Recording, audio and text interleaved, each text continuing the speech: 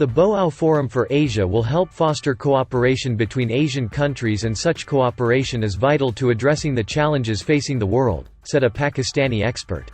Asia have the power to lead this economic recovery and lead the world economic development. As this year the report has been published on the economic integration of Asia, it has been written that the global share of Asia has been increased to 47.7% in the global economy. That means we are moving steadily on the ladder of the development. So for that purpose, Asia also have to take a responsibility, especially to overcome the challenges what the world is facing. And for that purpose they need to create platforms like the Regional Cooperation Economic Partnership.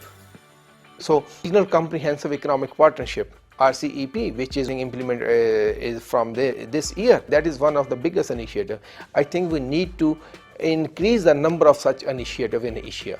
And this is only for economy, but we also have to increase the number of such initiatives by inclusion of security and peace in those initiatives. On the basis of the partnership, like SCO, Shanghai Cooperation Organization, which is based on the concept of the partnership, not alliance.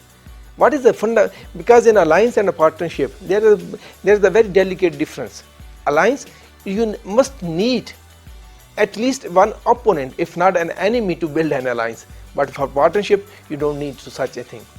We need to move forward to come out of this crisis of pandemic and the economic hardships and inequalities, and for that purpose we also need cooperation, because if we don't join hands, that means we will be fighting with each other.